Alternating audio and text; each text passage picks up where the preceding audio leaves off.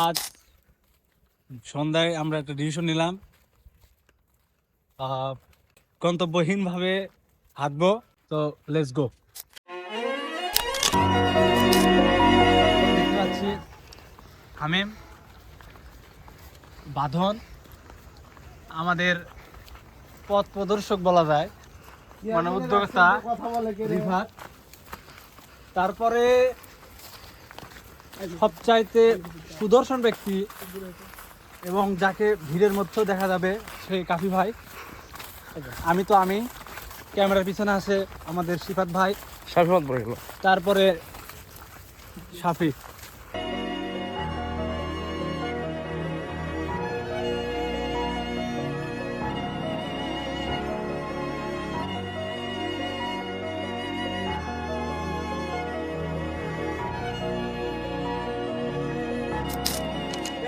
অনেক বাধা বিপত্তি পারিয়ে আমরা চৌমনির দিকে উদ্দেশ্যে রওনা হলাম। মামার একটা যে সকলে পাও দেখে তাহলে বুঝতে মামা মামা সকলের না, আমার এখনো অফিসারের মতো, কিন্তু মামার কন্ডিশনটা একটু বেশি। চলুন।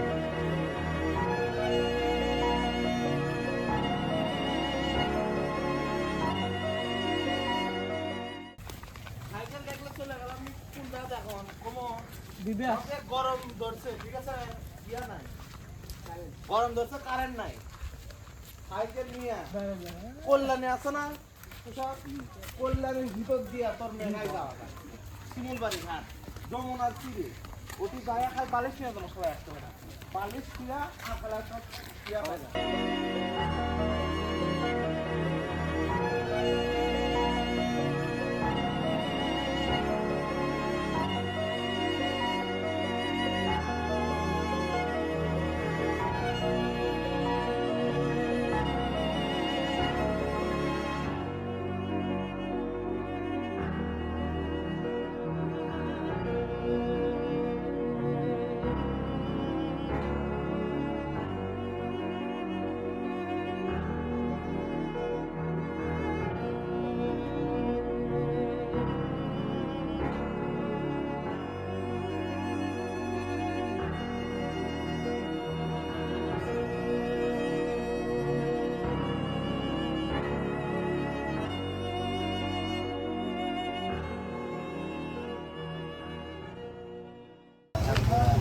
এটাই সেই ঐতিহ্যবাহী চৌমনি বাজার, অনেকগুলো গ্রামের ভেতর।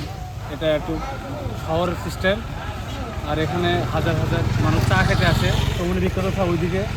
এখন সন্ধ্যা হয়ে গেছে বলে চা নাই। এখন আমরা বিশালপুর উদ্দেশ্যে রওনা।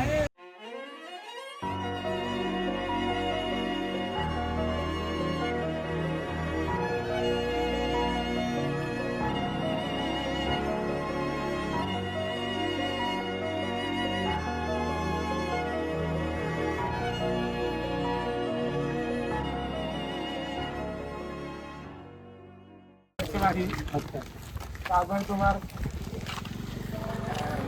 কত ধরনের নিউ ফোন আছে আমার কাছে, একলাই চলে আসে। আচ্ছা, আর এত বউ, একশো বউ, হ্যাঁ আমি ওর কথা শুনতে বুঝতে পারলাম যে ও খুবই সিকিউর, বউ পাবে না।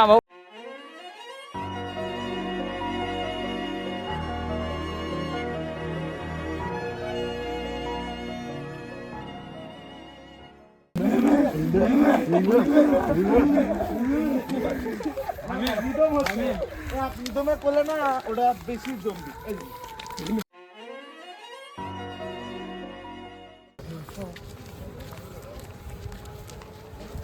এই সেই বিশালপুরের আমরা এসে গেছি। বিশালপুর এখন অনেক উন্নত, আশেপাশে তাকালে অনেক রাজমহলের মতো বাসা। এখন সামনে মাঠে, ওখানে একটু খাওয়া দাওয়া করবো ইনশাল্লাহ। আমার সামনে রিফাত ভাই আছে, রিফাত ভাই কিছু এন্ট্রি দাও।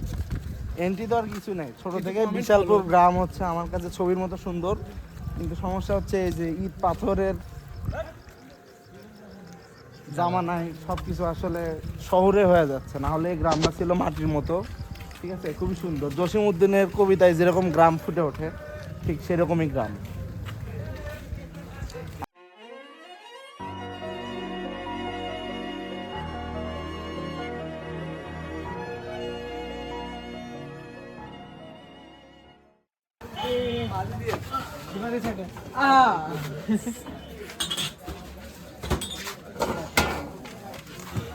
আপনার এদিকে পেজিয়াল আসলে কি দোকানদারি আর করে না? হ্যাঁ করে। কোন পাশে দোকান? ওই পাশে না? চলে গেছে। দুইটারে বেশি শেষ। চলে এখন ভাই জিজ্ঞেস কর ভাই কতদিন হলো চা বানায়?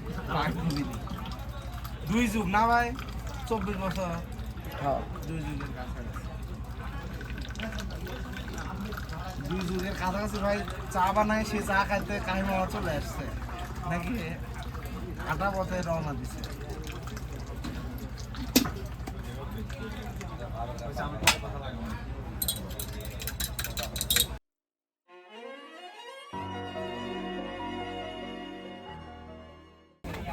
তার পাতা দিয়ে বান্দা নাকি ভাই সুন্দর একটা গ্রামের দোকানে একটা ব্যাপার আছে।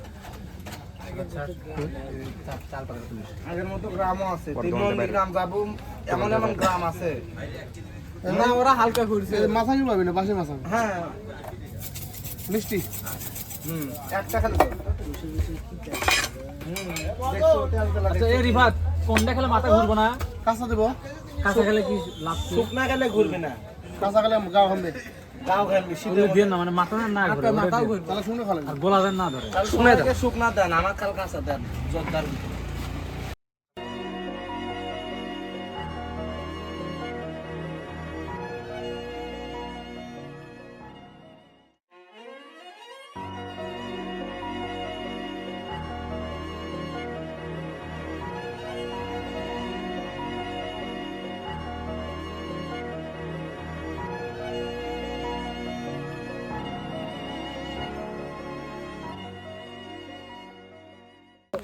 আইলের মতো রাস্তা, চতুর্পাশে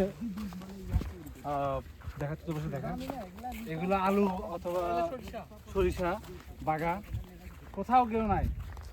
ভয় লাগলেও আমরা হাঁটতেছি। আলু এই পাশে আলু, আসলে মনে হচ্ছে একটা বিশাল একটা প্রজেক্ট।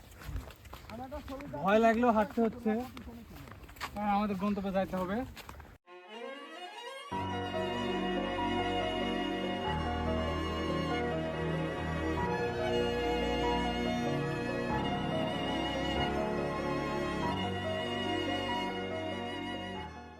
বাঁধন কি হয়েছে তোমার? ভাই আমার জুতাটা দেখুন অর্ধেক হয়ে গেছে হাঁটাহাঁটি করতে করতে ভাই।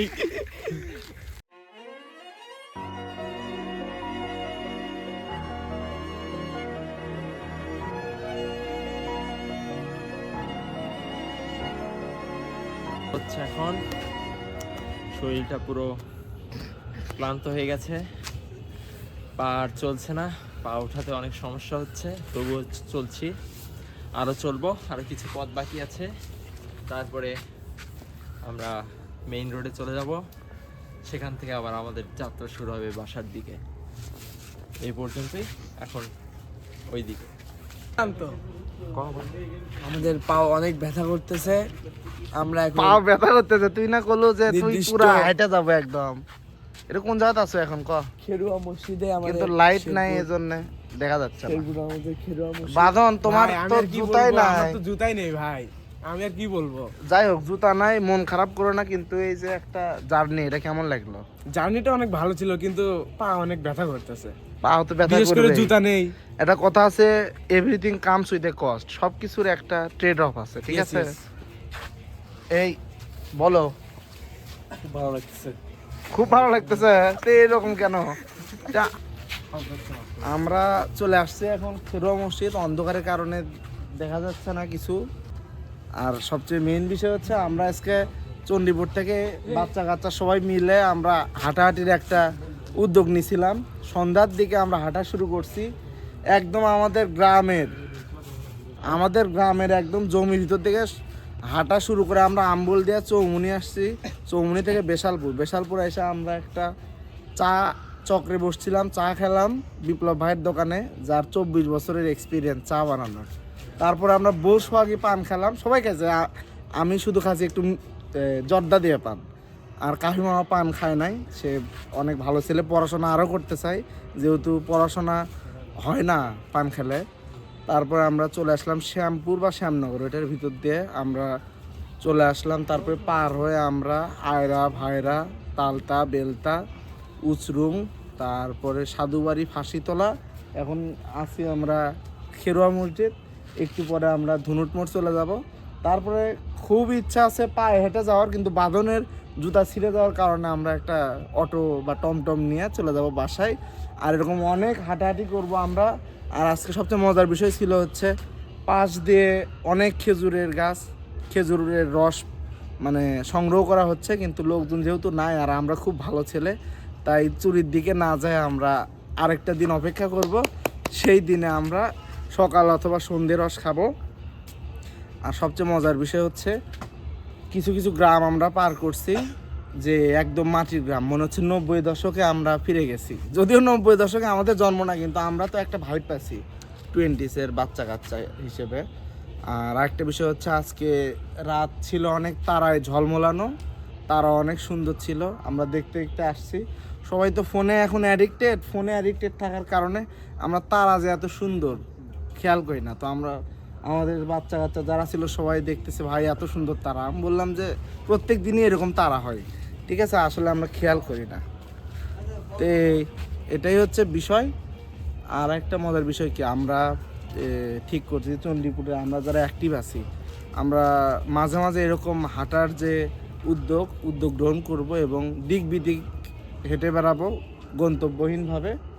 এবং এটা অবশ্যই অনেক মজার এবং নিঃসন্দেহে একটা কি বলে, এটা খুব পজিটিভ একটা জিনিস, ইতিবাচক একটা বিষয়। আমাদের বাচ্চা কাচ্চা, ছেলে পেলে, বন্ধু বান্ধব সবাই আমরা হেঁটে বেড়াবো, ঠিক আছে। এই তো ভিডিও বন্ধ কর।